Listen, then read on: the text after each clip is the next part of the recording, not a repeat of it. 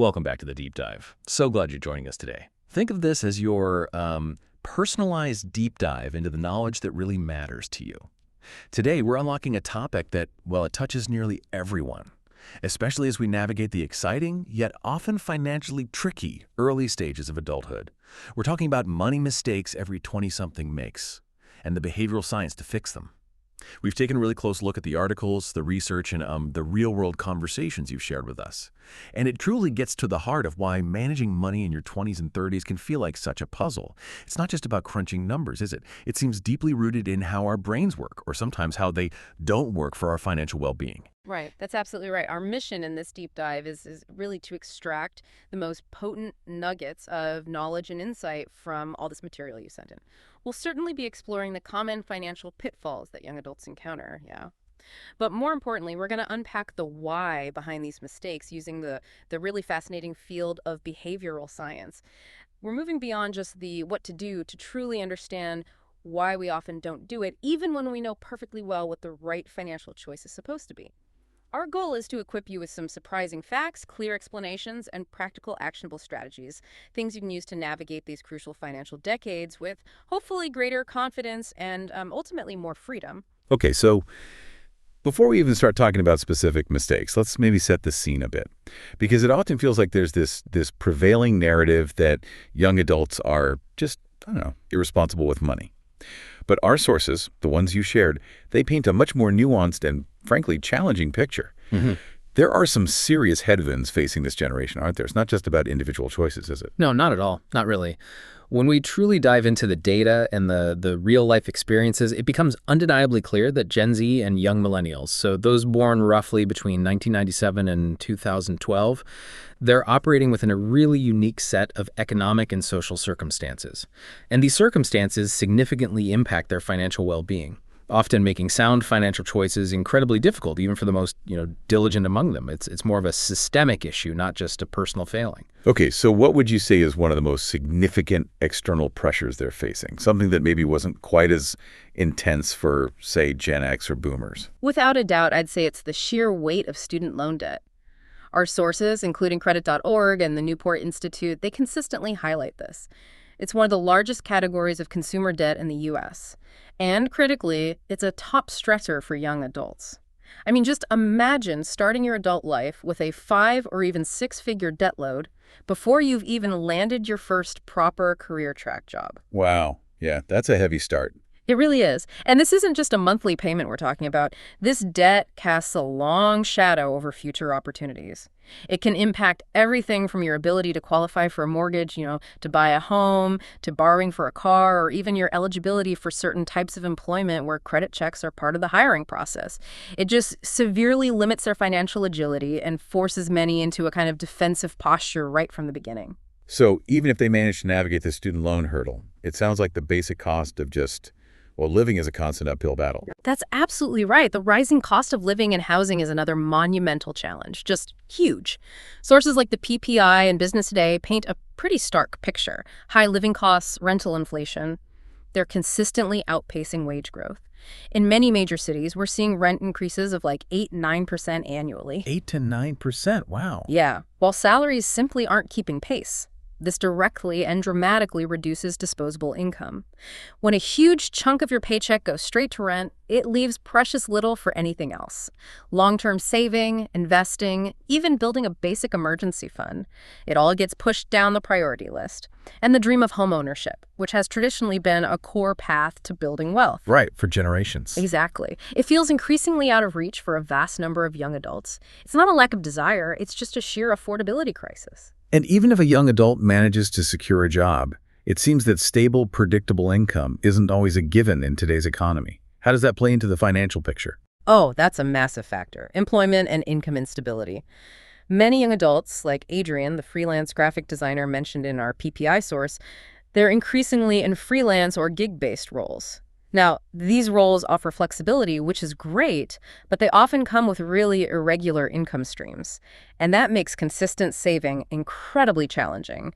It's just hard to budget when you don't know exactly what your next paycheck will look like or when it'll arrive. Yeah, that unpredictability must be tough. It is. And more critically, these roles often lack access to traditional employer-sponsored benefits. Things like pensions or matching 401k contributions, which were, bedrock components of financial planning for previous generations. This means young adults in the gig economy have to be much more proactive and disciplined in setting up their own savings mechanisms. And that's a task made much harder by the income volatility itself.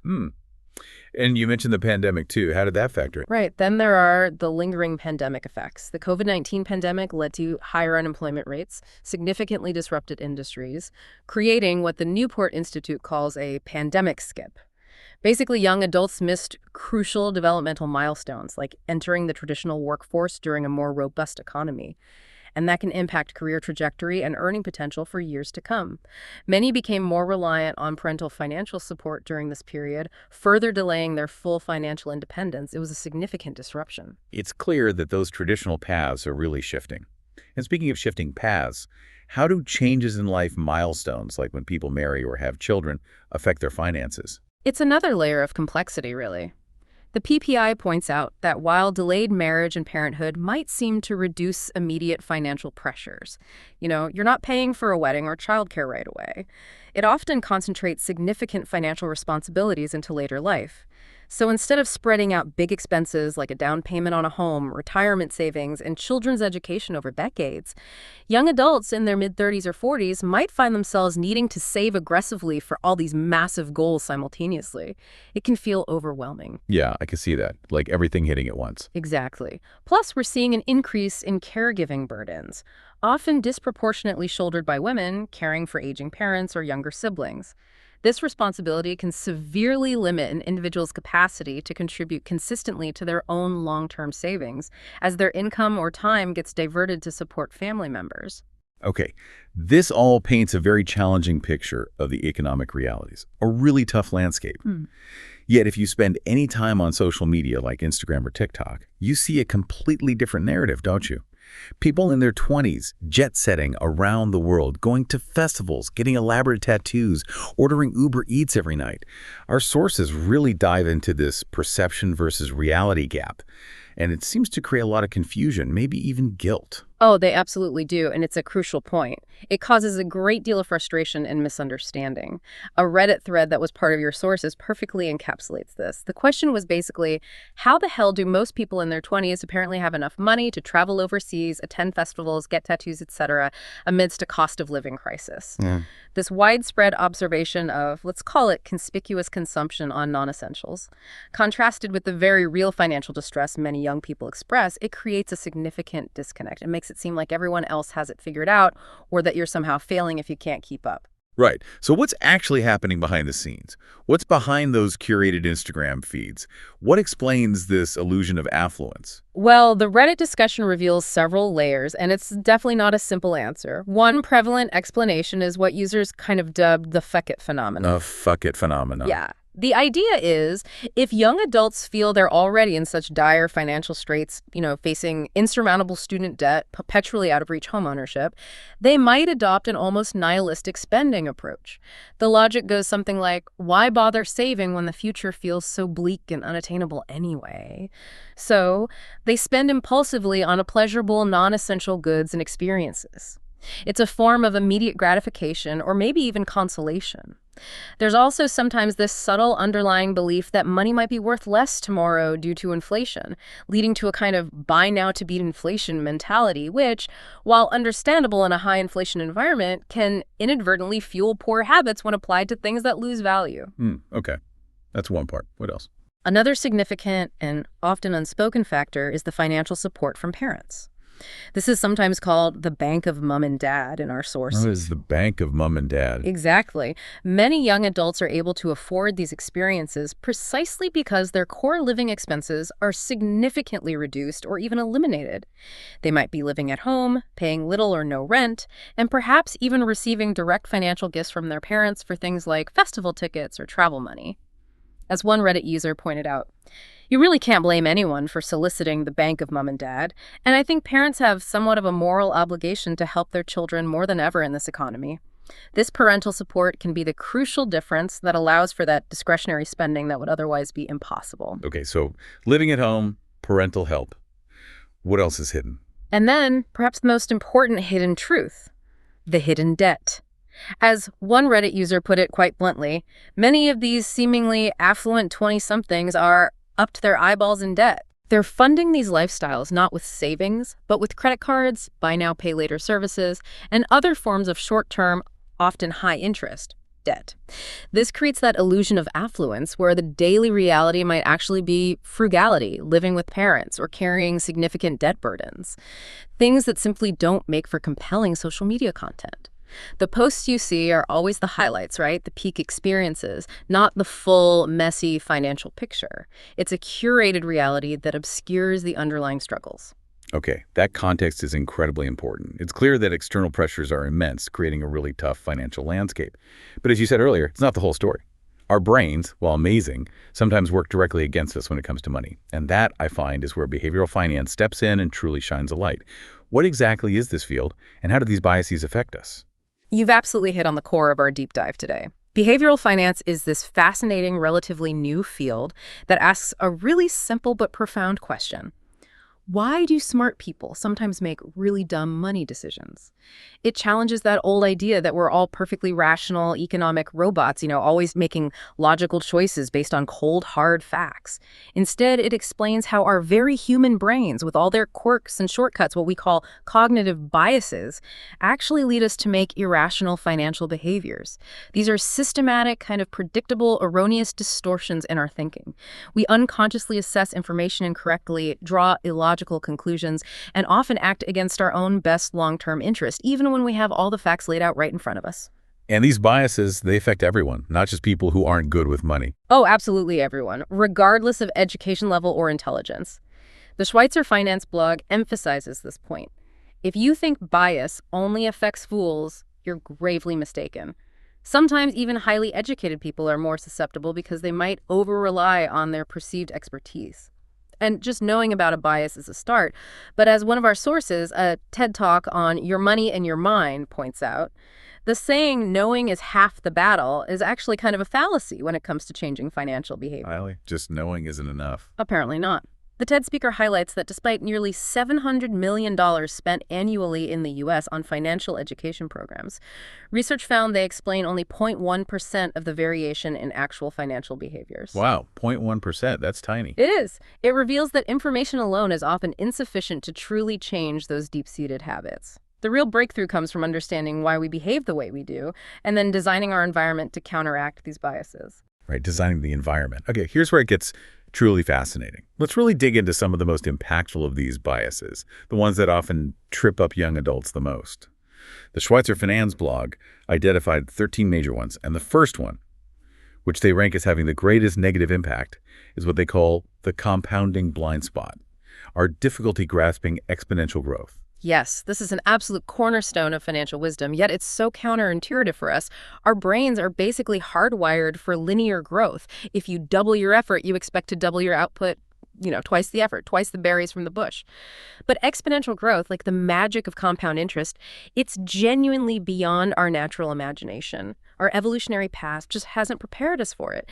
And this leads us to profoundly underestimate its immense power. Albert Einstein, who understood complex systems pretty well, allegedly called compound interest the eighth wonder of the world, famously stating, "Those who understand it earn from it. Everyone else pays for it." That's a powerful quote.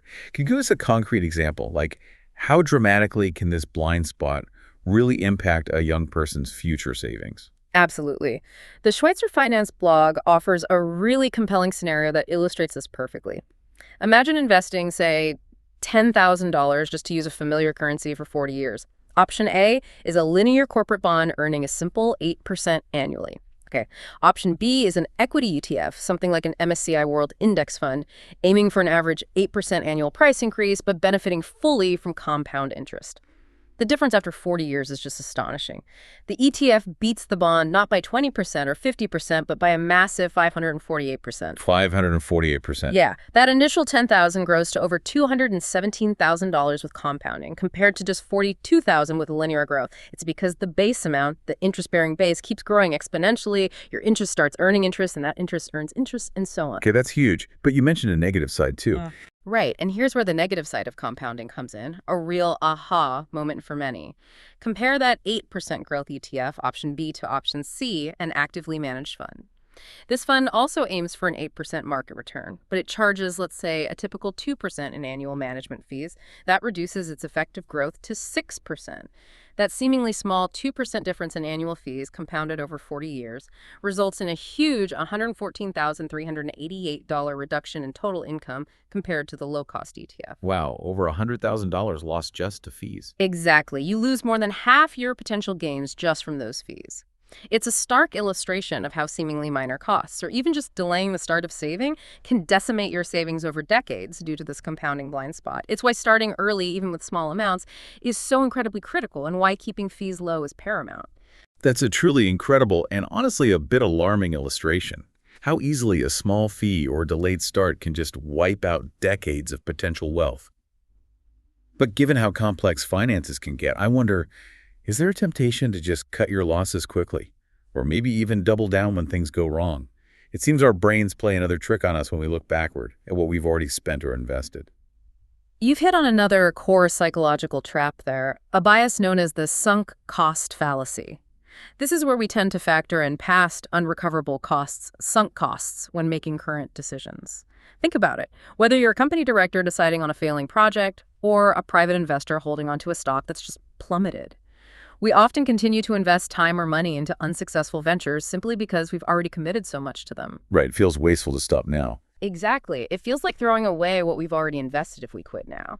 So instead of cutting losses and moving on, which is often the rational choice, we chase them, pouring further resources into something that's already irretrievably lost. It's the reason you might keep watching a terrible movie because I've already watched half of it. Or maybe stay in a bad relationship because we've been together for so long. In finance, it can be devastating, leading to prolonged bad investments and throwing good money after bad. Okay, and then there's the I already know that trap overconfidence bias. This feels particularly relevant to young adults entering the financial world, especially with just so much information flying around. It absolutely is, and research from the American Council on Consumer Interests highlights this very clearly. Financial overconfidence is basically defined as a significant gap where our subjective financial knowledge, what we think we know, our self-assessment, is way higher than our objective financial knowledge, what we actually know. This phenomenon is particularly acute in young adults. Studies show that maybe as many as 1 in 5 adults aged 18 to 34 exhibit this overconfidence. 1 in 5? That's a lot. It is. And the dangerous part is that this misplaced confidence directly leads to poor financial behaviors. Things like neglecting to budget, failing to save consistently, or impulsively dabbling in alternative, often quite risky financial services. And here's a surprising fact from the Schweitzer Finance blog. Even highly educated people, including economics professors, can suffer from overconfidence. Even economics professors? Yeah, which can then lead to what's called authority bias, where we blindly follow their often flawed forecasts simply because they sound authoritative. The ACCC source even notes that high school financial education programs, while well-intentioned, can sometimes increase subjective knowledge without proportionally increasing objective knowledge, thus potentially contributing to overconfidence rather than truly solving the problem. It's a subtle but powerful trip, the feeling of knowing without the actual knowledge to back it up. So we think we know more than we do, and that stops us from doing the right thing. It's a tricky one. But speaking of strong emotions, what about the powerful, almost primal fear of losing money? That must play a big role. Precisely. That's loss aversion. This is a really fundamental bias where we feel the pain of a financial loss much more intensely, often said to be about twice as intensely than the pleasure of an equivalent gain. This bias has deep evolutionary roots. In our past, one stupid mistake, one significant loss, could literally be fatal. So caution and avoiding loss were highly rewarded traits. Makes sense from a survival perspective. Right. But in modern finance, this can lead to what's called zero-risk bias, this kind of illusion of total security. People avoid all perceived risk, even if it means missing out on significant growth opportunities over the long term. For example, keeping all your money in a traditional savings account might feel safe, but it ignores the very real risks of inflation eating away at your purchasing power over time, or even the remote but not impossible possibility of a bank failure. There is, in truth, no such thing as zero risk in financial matters, and this bias can lead to very conservative, yet ultimately quite detrimental financial decisions. And once something happens, like a market crash, it's uncanny how we convince ourselves we saw it coming all along.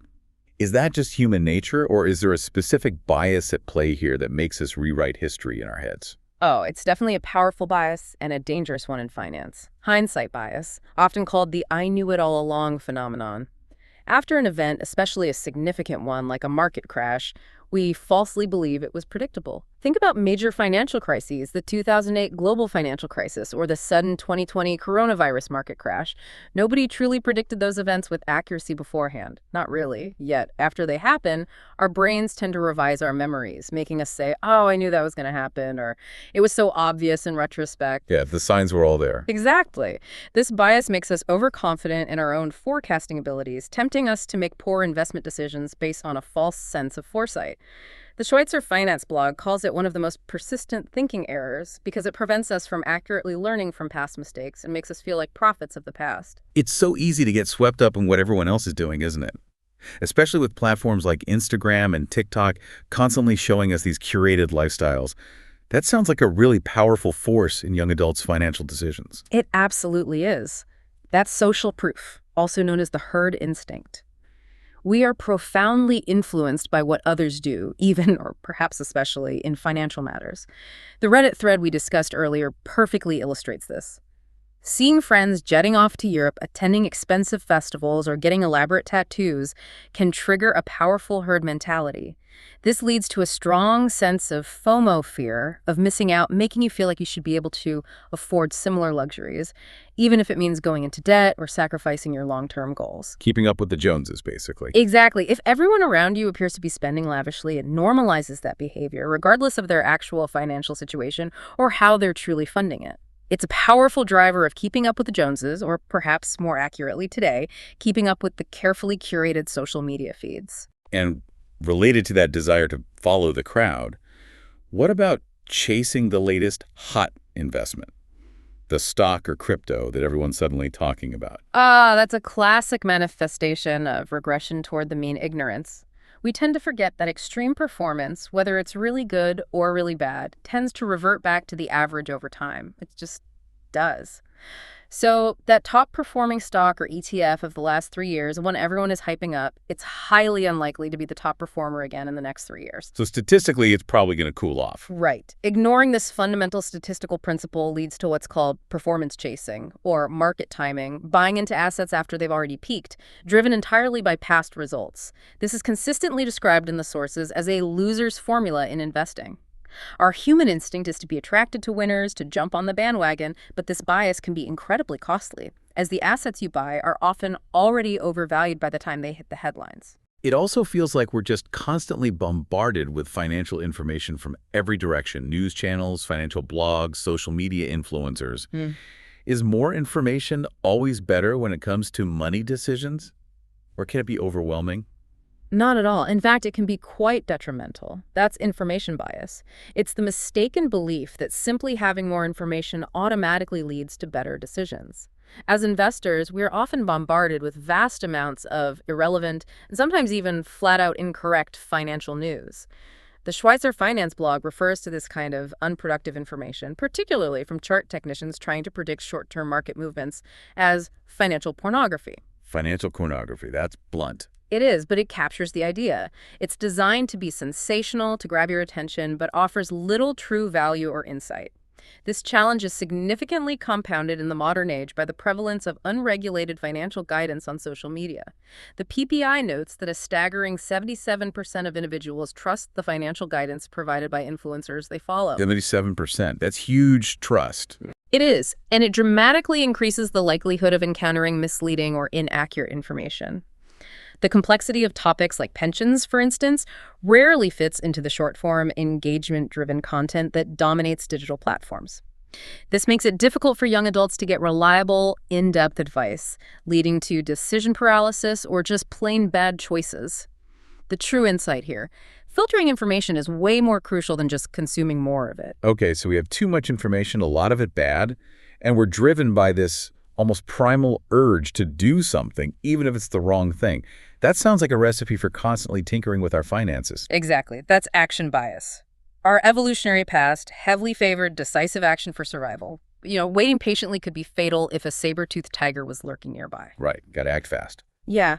This deep-seated need to act translates into overactivity in modern finance, constantly tinkering with portfolios, making superfluous trades, frequently checking investment apps.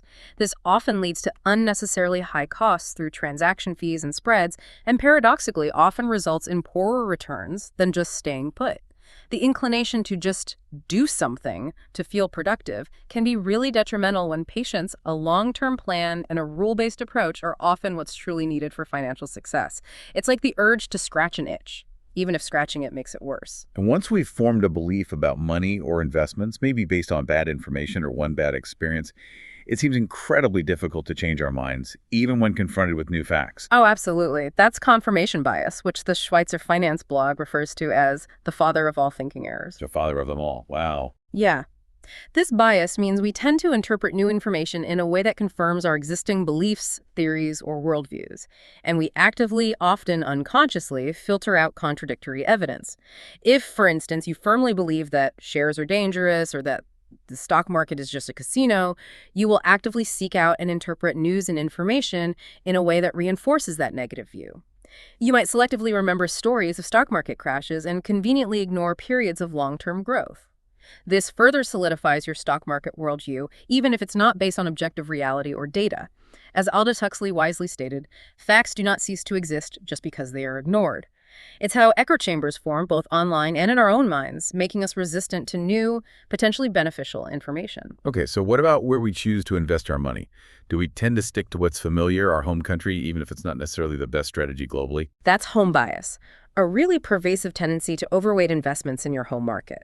This means someone in Switzerland might prefer investing heavily in the Swiss SMI index, a German investor in the DAX, an American investor predominantly in the S&P 500, and so on. The reasons often seem logical at first glance. Maybe a perceived confidence in local companies you feel you understand better. Yeah, you see them around, you use their products. Exactly. Or seemingly better access to information, or maybe lower transaction costs. However, scientific studies, highlighted by the Schweitzer Finance blog, consistently show that broad global diversification offers a superior long-term risk-return ratio. For instance, the Swiss SMI index is heavily dependent on just 3 stocks, Nestlé, Novartis, and Roche, which collectively account for over 55% of its entire value. 55% from just 3 companies. Yep.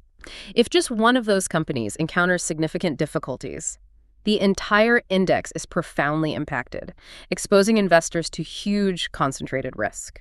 Now, compare that to the broadly diversified MSCI World Index, which includes around 1,600 corporations from 23 industrialized countries. In the MSCI world, the top 3 holdings, currently Apple, Microsoft, and Amazon, only make up about 11% of its total market capitalization. Much less concentrated. Much more spread out. Way more spread out. It makes it far more diversified and less vulnerable to the fortunes of just a few companies. Global diversification is often called the only free lunch in investing because it provides a significant advantage, reduced risk, without necessarily sacrificing expected returns. So don't just put all your eggs in your local basket, even if it feels comfortable. That's a powerful insight. Well, finally, what about how we judge success in investments? Are we only seeing part of the picture?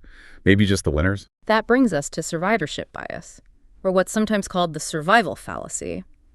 This common thinking error leads us to systematically overestimate the probability of success because we only see the survivors, the ones that made it through. This is particularly prevalent with actively managed investment funds. Financial publications and marketing materials often highlight only the best performing funds, maybe those owned by their big advertising clients, creating this illusion that successful funds are common and that picking winners is totally achievable for the average person. Right, you only hear about the ones that did great. Exactly.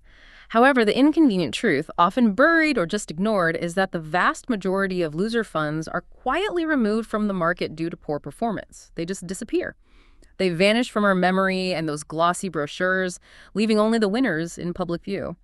This bias makes us mistakenly believe that actively managed funds frequently outperform passive index funds, when in reality the overwhelming majority do not manage to outperform the broad market index over the long term, especially after you deduct their often higher costs.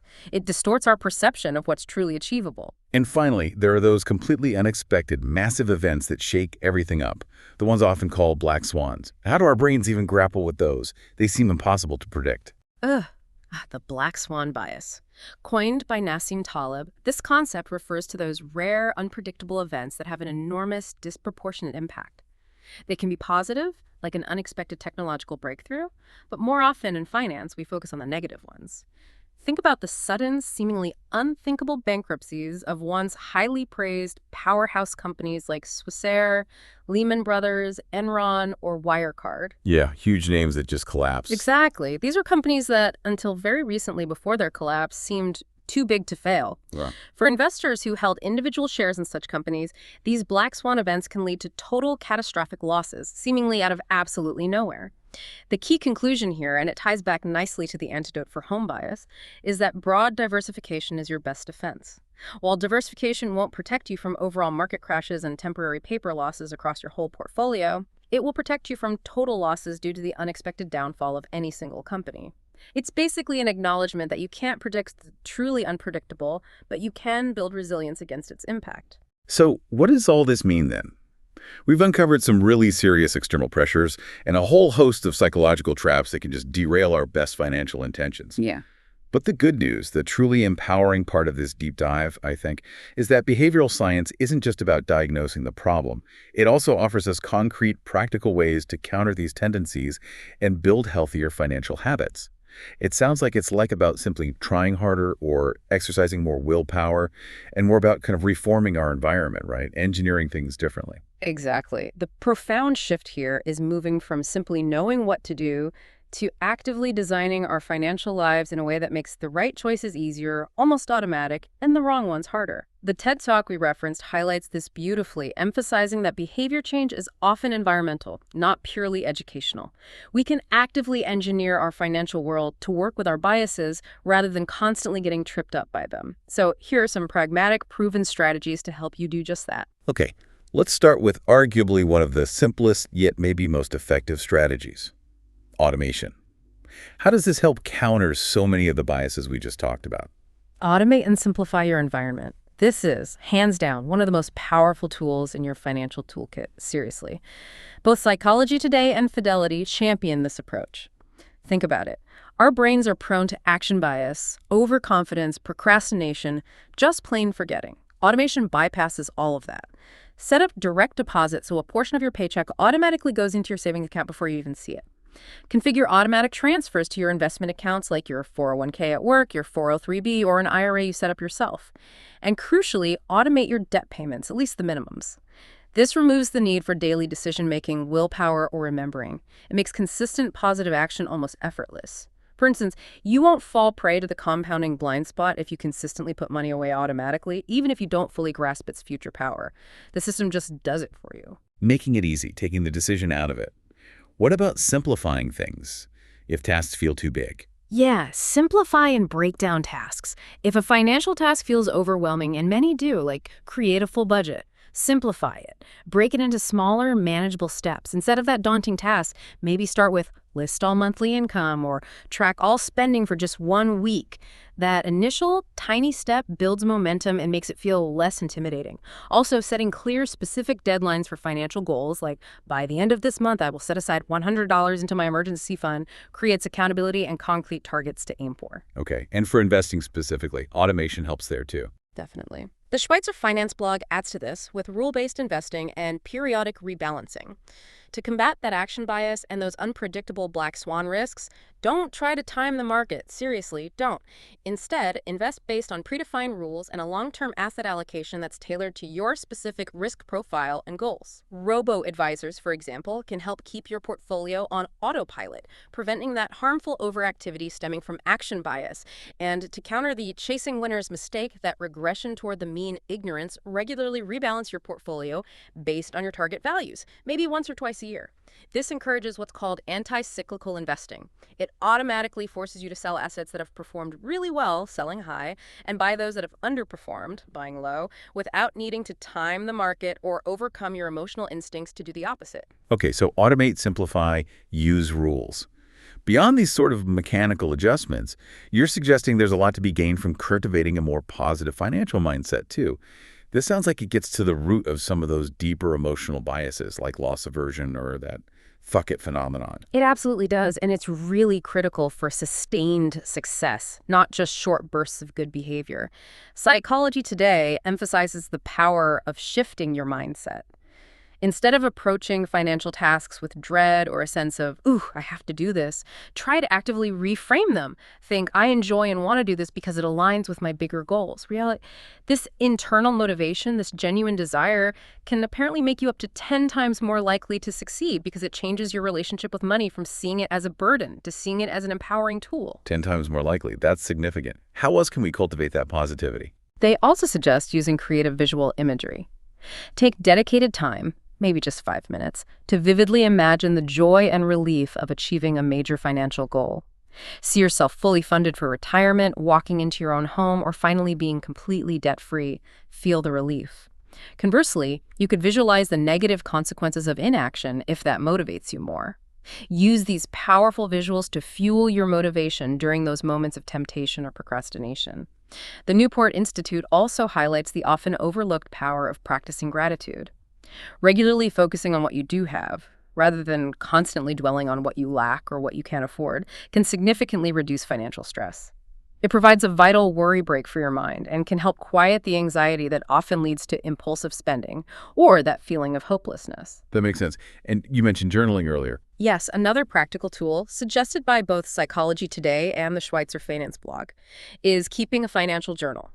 Document your money decisions and actions, but also note your emotions and reasoning at the time you made them.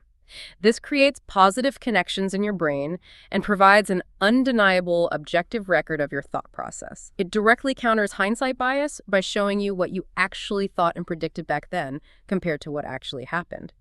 This allows you to truly learn from past choices without self-deception. Furthermore, to combat overconfidence and that authority bias, cultivate a healthy skepticism of short-term market forecasts.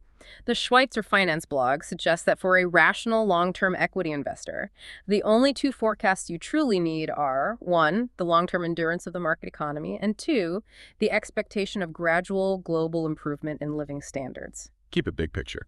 Exactly. Anything else is often just noise, or worse.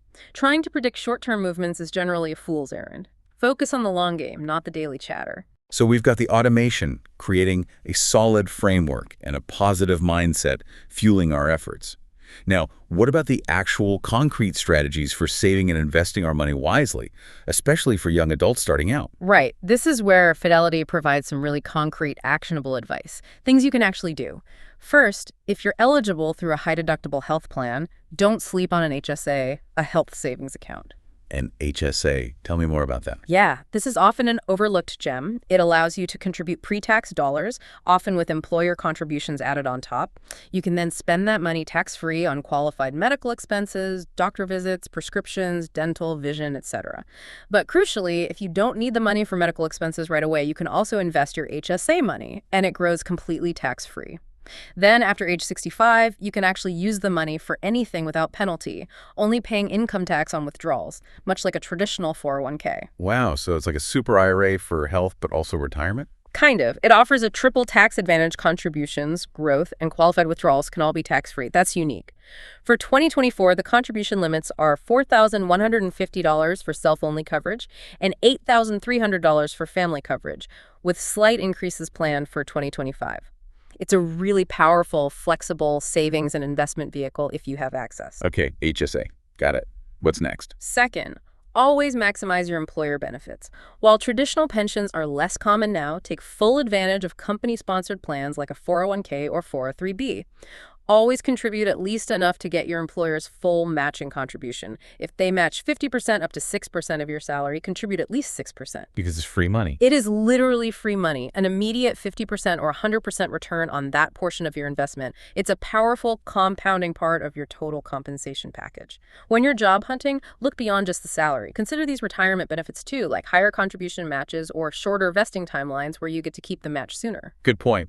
What about saving outside of work? Third, consider an IRA, especially a Roth IRA. An individual retirement account offers tax-deferred or tax-free growth outside of your workplace plan. A Roth IRA is particularly compelling for young adults because your contributions, while not tax-deductible now, allow for completely tax-free withdrawals in retirement. This is huge if you expect to be in a higher tax bracket later in your career, which many young professionals will be. Pay the tax now while your rate is lower. Pay tax now, not later when you might earn more. Exactly. Plus, it offers a great safety net. You can withdraw your original contributions, not the earnings, just what you put in any time, tax-free and penalty-free if you're truly in a pinch before retirement. This flexibility can alleviate some of those loss aversion anxieties about locking money away for decades. Okay, so contribute to these accounts. But then once the money's in there, you need to make sure that money's actually working for you, right? It can't just sit there as cash. Precisely. That's the fourth point. Ensure your money is actually invested. It's a surprisingly common mistake, particularly with employer-sponsored plans, to let retirement money just sit in cash or a default money market fund. While some plans might auto-enroll you into target date funds or something similar, many require you to actively select and buy investments with your contributions. If you don't, you're missing out completely on the potential for compounding returns and long-term market gains. That money won't grow and won't fight inflation if it's just sitting stagnant. If your account is with Fidelity, for example, you can easily check your core position or money market fund balance online to see what's sitting as cash and then allocate it to appropriate low-cost investment funds like index funds or ETFs. Got it. Invest the money. Don't just let it sit. What about finding extra money to save? Fifth, use extras wisely. Direct any windfalls work bonuses, income from a side gig like Adrian's freelance graphic design, or even cashback rewards from credit cards directly into your retirement accounts or another investment account. Fidelity, for instance, offers a 2% cashback credit card that can deposit those rewards directly into an eligible Fidelity investment account. This is an easy, often painless way to significantly boost your savings without feeling like you're sacrificing your regular take-home pay. Automate those rewards going straight to savings. That's clever. Okay. What else? Sixth, and this is a real game changer for long-term compounding. Bump up contributions annually. After you've built your emergency savings and paid off any high-interest debt, commit to increasing your retirement contributions by just 1% of your pre-tax income each year. Just 1%. That seems manageable. It does seem small, right? But Fidelity provides a powerful example. For a 35-year-old making $60,000, that seemingly tiny 1% annual increase could mean nearly an extra $110,000 by age 67, thanks to compounding. The eventual goal, including your employer's match, should ideally be to save 15% of your pre-tax income annually for retirement. Most plans allow you to easily adjust contributions online, often by percentage points, so it's flexible if your circumstances change. And yearly raises can often make that 1% increase almost unnoticeable in your take-home pay. Okay, those are some really solid big-picture saving strategies. What about the day-to-day financial habits, the sort of hygiene that keeps everything running smoothly and prevents problems? Right. That's where good financial hygiene comes in, emphasized by both Fidelity and the Newport Institute. You don't necessarily need to budget every single penny down to the last cent, unless that works for you. But you absolutely need to balance your income and spending. This just means knowing roughly what's coming in and what's going out. Simple tracking apps or even a basic spreadsheet can help without being overly restrictive. Stay ahead of your bet. Always make at least the minimum payments on time to protect your credit score. Aim to limit your total debt payments, including student loans, car loans, credit cards, everything, to 36% or less of your gross income. That's a common benchmark lenders use. After you're getting your full employer match for retirement, prioritize paying off debt with high interest rates, typically anything 6% or more. These debts can quickly spiral out of control and completely negate any savings efforts you're making. Get rid of that expensive debt first. Exactly. And critically, build an emergency fund. This is non-negotiable. Unexpected expenses will pop up. It's not if, but when. A car repair, a medical bill, maybe even a job loss. Having 3 to 6 months of essential living expenses stashed away in an easily accessible savings account not invested means you won't have to resort to high-interest credit card debt or sell investments at a bad time to cover these unforeseen costs. It prevents the compounding of negative debt. Okay, emergency fund, manage debt, know where your money's going. And finally, it's really important to emphasize that financial responsibility isn't about living a life of total deprivation in your 20s and 30s, is it? You can still enjoy life, travel, buy things. Yeah, absolutely not. That's the 7th point. Splurge with intention. It's perfectly okay to enjoy life, to buy new things, to travel, and to have experiences. That's part of living. But before a significant splurge, Fidelity suggests taking just a moment to reflect on 2 things. First, how long did it take you to earn that money? And second, how long will it take you to replenish it? This conscious decision-making, rather than impulsive spending driven by social proof or that feck it phenomenon, builds good habits. It allows you to truly enjoy your choices without financial guilt or future regret because you've made an intentional trade-off. It's about aligning your spending with your values and your long-term goals. Splurge with intention. I like that. Anything else on the strategy front? Just one last point, tying back to an earlier bias. To combat home bias, ensure your investments are broadly diversified globally. Don't just stick to your domestic market, even if it feels familiar. Invest across various countries, industries, and company sizes using low-cost index funds or ETFs. As we discussed earlier, this truly is the only free lunch in investing. It provides the best long-term risk-return trade-off by spreading your risk and capturing growth from economies all around the world. Okay, these strategies are all incredibly powerful. But sometimes the underlying issues might be deeper than just budgeting tweaks or investment choices. What if someone needs more fundamental support? Maybe with overwhelming debt, mental health challenges related to money, or navigating complex student loan situations. That's a crucial point we cannot overstate, and the Newport Institute offers invaluable guidance here. Financial problems often carry a significant stigma, right? Leading many to feel shame, isolation, intense anxiety. However, reaching out for support is vital.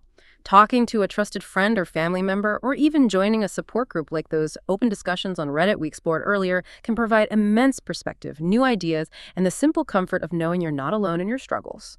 Breaking that silence is often a powerful first step toward finding solutions. And what about professional help? For more complex situations, absolutely work with a finance professional.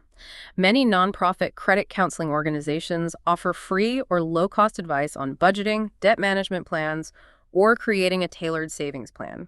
They can be a fantastic resource. For more personalized, in-depth financial planning, maybe navigating complex investment decisions, retirement planning, or estate considerations, a fee-only financial advisor can be a huge asset. Look for someone who acts as a fiduciary, meaning they're legally obligated to act in your best interest. And the mental health connection. That seems really important too. Most importantly, yes. Address any underlying mental health issues. Financial stress can be both a symptom and a cause of conditions like anxiety or depression. It's a vicious cycle sometimes. If financial worries are making you unable to function day to day, or if you suspect underlying mental health issues are present, perhaps you're struggling with impulse control, chronic procrastination, or just overwhelming anxiety related to money. Seeking help from a mental health professional is absolutely crucial. As Psychology Today notes, sometimes treating underlying mental or physical health conditions will naturally resolve issues with delays and impulses related to finances. It creates a more holistic path to overall well-being. That's really key. And specifically for student loans, which we identified as such a huge burden. Right. For those specifically grappling with student loan debt, Credit.org provides some clear advice on smart student loan management. First, prioritize federal student loans whenever possible. Unlike most private loans, federal loans don't require cosigners and offer critical benefits like income-driven repayment IDR plans, forgiveness programs like public service loan forgiveness for those in eligible jobs, and options for deferment or forbearance during periods of financial hardship. These protections are incredibly valuable. Second, be acutely aware of how student loans impact your credit score. On-time payments build it positively over time. Late or missed payments damage it significantly. And defaulting leads to long-term negative consequences that can hinder future borrowing for major life purchases like a car or home, and sometimes even impact job prospects. Finally, understand the consequences of refinancing federal student loans into private loans. While it might seem appealing to simplify payments or potentially get a lower interest rate. Yeah, those offers look tempting sometimes. They do, but it means you permanently lose access to all those valuable federal loan benefits and protections, IDR plans, forgiveness, deferment options. So it's a decision that requires really careful consideration of your long-term needs, career path, and risk tolerance. It's often not the best move for many people. Hashtag outro, and Joe. And here we are, after a truly insightful deep dive. Wow. We've taken quite a fascinating journey through the common money mistakes young adults make, connecting them to these powerful, often invisible underlying forces of behavioral science. From misjudging the incredible power of compound interest to unknowingly succumbing to the herd instinct online, it's just so clear our brains can indeed trip us up pretty regularly. But the truly empowering takeaway, the big aha moment here, I think, is that you're not fundamentally flawed if you make these mistakes. We all do. Instead, it's about understanding these inherent tendencies we all have and then making small, intentional adjustments to your financial environment and your mindset. It's about designing your life for financial success, not just, wishing for it or feeling bad about it. Which raises an important question, one we really hope you'll reflect on after listening. As you think about today's deep dive, what stands out to you personally? What's the single most impactful mistake you might recognize in yourself? Or perhaps the single most actionable fix you feel you can implement right away, maybe even starting today or tomorrow? Remember, as one of those Reddit users wisely put it, the time will pass regardless. Your future is already hurtling towards you.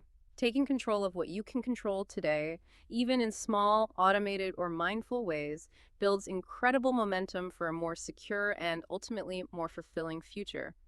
The goal isn't deprivation. It's not about eating ramen forever. It's about strategic decision-making that aligns your actions with your long-term well-being and actually allows you to enjoy the journey along the way. That's such a crucial thought to end on. Strategic decision-making, not deprivation.